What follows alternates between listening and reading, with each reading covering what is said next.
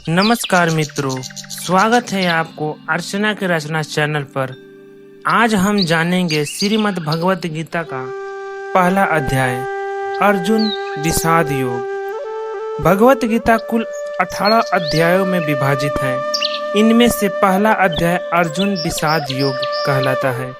यह अध्याय हमें जीवन की सबसे गहरी उलझनों को समझने का अवसर देता है। गीता का आरंभ महाभारत के युद्ध भूमि कुरुक्षेत्र से होता है। धृतराष्ट्र जो हस्तिनापुर के अंधे राजा थे, युद्ध भूमि का दृश्य नहीं देख सकते थे। इसलिए उन्होंने अपने सारथी और सचिव संजय से कहा, हे संजय, मुझे विस्तार से बताओ कि धर्म भूमि कुरुक्षेत्र में युद्ध के लिए एकत्रित हुए पुत्रों और मेरे पुत्रों और पांडवों के पुत्रों में क्या किया। यहीं से गीता का प्रभाव शुरू होता है। मित्रों, यहाँ ध्यान देने योग्य बात है कि धृतराष्ट्र ने युद्ध भूमि को कर्म क्षेत्र कहा। कुरुक्षेत्र सिर्फ भूमि नहीं थी, बल्कि धर्म और अधर्म की परीक्षा की भूमि थी। एक ओर थे कौरव जो अन्याय और अहंकार का प्रतीक थे, दूसरी ओर थे पांडव जो धर्म और सत्य और न्याय के पक्षधर थे। अब युद्ध शुरू होने वाला था। संजय ने धृतराष्ट्र को युद्ध भूमि का दृश्य सुनाना शुरू किया। उन्होंने बताया कि दोनों ओर की सेनाएं विशाल और शक्तिशाली थी। कौरव की ओर से भीष्म पितामह सेनापति बने। उनके साथ द्रोणाचार्य, कर्ण, कृपाचार्य, अश्वत्थामा, शकुनि, जयद्रथ जैसे महासारथी थे। पांडवों की ओर से भीम और अर्जुन जैसे वीर योद्धा थे। साथ ही ध्रुपद, द्रौपदी के पुत्र और कई अन्य वीर साथ में खड़े थे। दोनों पक्षों ने शंख बजाकर युद्ध की घोषणा की। शंखनाद का अत्यंत रोमांचक और भयावह था। पूरा वातावरण गूंज उठा, धरती कांपने लगी, पशु पक्षी भयभीत हो गए। मित्रों, शंखनाद केवल युद्ध की शुरुआत नहीं था, बल्कि यह प्रतीक था कि धर्म और अधर्म के बीच निर्णायक संघर्ष का। जब अर्जुन ने भगवान श्री कृष्ण से कहा, हे माधव, मेरा रथ दोनों सेनाओं के बीच में ले चलो ताकि मैं उन योद्धाओं को देख सकूं जिनसे मुझे युद्ध करना है। कृष्ण मुस्कुराए और अर्जुन का रथ सेनाओं के बीच ले गए। जब अर्जुन ने देखा अपने सामने दादा भीष्म पितामह है, गुरु द्रोणाचार्य है, अपने भाई, रिश्तेदार और मित्र खड़े हैं, यह दृश्य देखकर अर्जुन का हृदय द्रवित हो गया। उसके हाथ पांव कांपने लगे, धनुष से बाण गिरने लगे और वह गहरी दुविधा में पड़ गया। मित्रों, यहीं से शुरू होती है अर्जुन विषाद योग की कथा। यह कथा हमें दिखाती है कि कैसे सबसे बड़े योद्धा भी कभी कभी मानसिक कमजोरी का शिकार हो जाते हैं, और यही कमजोरी आगे चलकर गीता के महान उपदेश का कारण बनती है।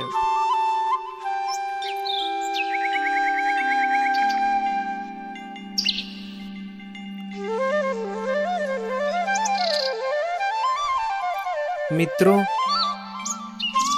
जब युद्ध भूमि में अपने ही परिजनों, गुरुओं और बांधवों को देखा तो उनके सामने भीष्म पितामह खड़े थे, द्रोणाचार्य खड़े थे, उनके भाई, उनके चचेरे भाई और प्रियजन सब खड़े थे। यह देखकर अर्जुन का हृदय भर गया और उसकी स्थिति विचलित होने लगी। अब हम विस्तार से सुनते हैं कि अर्जुन ने अपने ही मन की दुविधा को कैसे व्यक्त किया। अर्जुन ने कहा कृष्ण से, हे माधव, जब मैं इन सब को देखता हूँ, दादा भीष्म को, गुरु द्रोण को, भाइयों और मित्रों को, जो मेरे हाथ पांव ढीले पड़ जाते हैं, मेरे मुंह का स्वाद सूख जाता है, धनुष मेरे हाथ से गिरने लगता है, मेरा पूरा शरीर कांपने लगता है और मैं युद्ध करने की इच्छा खो चुका हूँ। मैं अपने ही स्वजनों को मारकर क्या सुख पाऊंगा। मित्रों, यह बात बहुत गहरी है। जब जीवन में हमें अपने के साथ टकराव करना पड़ता है तो इंसान अंदर से टूट जाता है। अर्जुन भी वही महसूस कर रहे थे। अर्जुन ने कहा, हे कृष्ण, यदि यह युद्ध हुआ तो परिवार नष्ट हो जाएगा। जब परिवार नष्ट होगा तो परिवार का धर्म भी नष्ट हो जाएगा। धर्म नष्ट होगा तो स्त्रियां असुरक्षित हो जाएगी। स्त्रियां असुरक्षित होंगी तो समाज बिगड़ जाएगा, और जब समाज बिगड़ जाएगा तो पूरी वंश की परंपरा नष्ट हो जाएगी। इसलिए मैं यह युद्ध नहीं करना चाहता। मित्रों, यहाँ अर्जुन केवल भावुक नहीं हो रहे थे, बल्कि वह समाज की स्थिरता और धर्म की रक्षा की बात कर रहे थे। आज भी अगर हम देखें तो जब परिवार टूटते हैं तो संस्कार खो जाते हैं और समाज का संतुलन बिगड़ जाता है। अर्जुन का डर बिल्कुल व्यर्थ नहीं था। अर्जुन ने कहा, हे कृष्ण, यदि मैं युद्ध जीत भी जाऊं और राजधन सुख सब पा लूं तो भी इसका क्या उपयोग, क्योंकि जिनके लिए मैं यह सब चाहता हूँ, मेरे गुरु, मेरे दादा, मेरे भाई, मेरे मित्र, वो सब मारे जाएंगे। जब अपने ही लोग नहीं रहेंगे तो मैं इस राज और सुख का क्या करूँगा। मित्रों, जरा सोचिए, यह सवाल आज भी हमारे जीवन में आता है। हम मेहनत करते हैं, धन कमाते हैं, लेकिन अगर अपने साथ न हो तो वह धन और सुख किस काम का। अर्जुन ने यह सच्चाई हजारों साल पहले ही कह दी थी। इतना कहकर अर्जुन ने अपने धनुष बाण नीचे रख दिए। उसका मन पूरी तरह निराश हो गया। वह रथ के पीछे बैठ गए और बोला, हे कृष्ण, मैं युद्ध नहीं करूंगा। यह दृश्य बहुत मार्मिक था। जिस अर्जुन ने पूरी जिंदगी युद्ध की अभ्यास किया, जो अजय योद्धा था, वह आज अपने ही परिवार को देखकर शस्त्र त्याग रहा है। मित्रों, अर्जुन विषाद योग में यह सिखाता है कि कभी कभी सबसे बड़े योद्धा भी कमजोर का शिकार हो जाते हैं। कभी कभी जीवन के फैसले हम उतने उलझ जाते हैं कि सही और गलत का फर्क नहीं कर पाते। अर्जुन की यह दुविधा हमारे अपने जीवन का प्रतीक है। जब हमने अपने कर्तव्य और रिश्तों से चुनना पड़ता है तो हम भी भ्रमित हो जाते हैं। अर्जुन ने भी यही अनुभव किया। मित्रों, यहाँ पहला अध्याय समाप्त होता है। अर्जुन निषाद योग हमें दिखाता है कि बिना मार्गदर्शन के हम कभी जीवन के युद्ध में हार सकते हैं, लेकिन यही विषाद, यही मोह आगे चलकर गीता के अद्भुत उपदेश का कारण बनता है। अगले अध्याय में भगवान श्री कृष्ण अर्जुन को ज्ञान देंगे, लेकिन महाकथा हम अगले भाग में सुनेंगे। धन्यवाद। जुड़े रहिए अर्चना के रचना चैनल के साथ। अब तक हमने सुना कि अर्जुन युद्ध भूमि में अपने परिवार, गुरु और रिश्तेदारों को देखकर विषाद में पड़ गए थे। उसने शस्त्र त्याग दिए और युद्ध करने से इनकार कर दिए। अब हम समझेंगे कि इस अध्याय में हमें क्या शिक्षा मिलती है और अर्जुन का विषाद आज के समय में हमारे जीवन से कैसे जुड़ा हुआ है। हर इंसान का अर्जुन है। जैसे मित्रों, अर्जुन केवल महाभारत का योद्धा नहीं था, वह हमारे भीतर का प्रतीक था। हर इंसान कभी न कभी अर्जुन की तरह दुविधा में पड़ता है, कभी नौकरी और परिवार के बीच, कभी धन और कर्म के बीच, कभी सही और गलत के बीच। जब निर्णय कठिन हो जाता है तो मन कांपने लगता है और हम सोचते हैं, क्या मैं यह कर पाऊंगा? यही स्थिति अर्जुन की विषाद थी। रिश्तेदारों और कर्तव्य का संघर्ष अर्जुन के जीवन में कैसे पड़ता है। मित्रों, अर्जुन का सबसे बड़ा द्वंद्व यही था कि उसे अपने प्रियजनों से युद्ध करना था। मित्रों, आज हमारे जीवन में भी यही संघर्ष है। कभी हमें अपने प्रियजनों की गलतियों को अनदेखा करना पड़ता है, तो कभी सच्चाई के लिए अपने ही करीबियों का सामना करना पड़ता है। कर्तव्य और रिश्तों के बीच यह संघर्ष हर युग में इंसान को उलझाता रहा है। अर्जुन की मानसिक कमजोरी मित्रों क्या थी? अर्जुन महाबली था, लेकिन उस क्षण में उसकी मानसिक शक्ति टूट गई। यह हमें सिखाता है कि केवल शारीरिक बल काफी नहीं है, बल्कि मानसिक दृढ़ता भी उतनी ही आवश्यकता है। आज की भाषा में कहे तो यह डिप्रेशन और तनाव की स्थिति थी, जब इंसान का मन डर और भ्रम से भर जाता है तो वह अपने ही कर्तव्य से भागना चाहता है।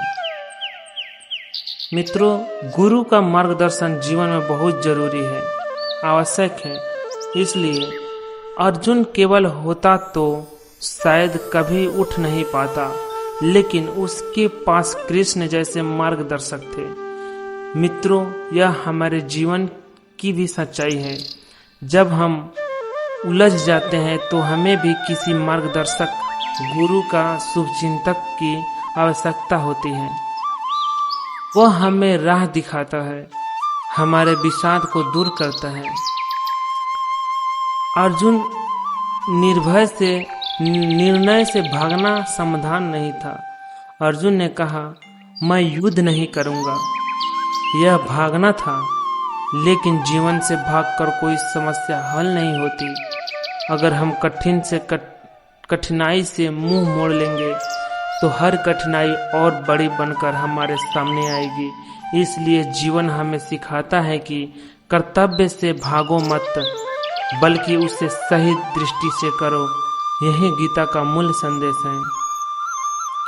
मित्रों, हमारे आधुनिक जीवन में अर्जुन का विषाद जैसे ही हो रहा है। मित्रों, सोचिए आज कितने लोग नौकरी के दबाव में टूट जाते हैं, कितने लोग पारिवारिक कलह से दुखी रहते हैं, कितने लोग धन कमाने की दौड़ में रिश्तों को खो बैठते हैं। यह सब आधुनिक अर्जुन का विषाद है। लेकिन यदि हम गीता का मार्ग अपनाएं तो उस विषाद से बाहर आ सकते हैं। सकारात्मक संदेश और सही ज्ञान। अर्जुन का विषाद अंत नहीं था, बल्कि वही तो शुरुआत थी। वही स्थिति कृष्ण के उपदेश का कारण बनी। अगर अर्जुन कमजोर न पड़ता तो गीता का महान ज्ञान हमें कभी न मिलता। इसलिए जीवन में कठिनाइयाँ और विषाद हमें तोड़ने नहीं आते, बल्कि हमें सही मार्ग दिखाने आते हैं। यह कठिनाइयाँ हमारे जीवन में कृष्ण को बुलाने का माध्यम बनती है। मित्रों, अर्जुन विषाद योग हमें यह सिखाता है कि जीवन में भ्रम, मोह और कमजोरी आना स्वाभाविक है, लेकिन उससे भागना समाधान नहीं है। समाधान है सही मार्गदर्शन, सही दृष्टि और अपने कर्तव्य को पहचानना। भगवान कृष्ण अगले अध्याय में यही करने वाले हैं। वह अर्जुन को ज्ञान देंगे, उसे कर्तव्य का महत्व समझाएंगे और यही गीता का हृदय बन जाएगा। इसलिए याद रखिए, हर संकट के बाद ही प्रकाश आता है, हर विषाद के बाद ही समाधान आता है और हर उलझन के बाद ही जीवन में गीता जन्म लेती है। धन्यवाद मित्रों, जुड़े रहिए अर्चना की रचना चैनल के साथ। अगले भाग में हम गीता के दूसरे अध्याय की गहराई में प्रवेश करेंगे।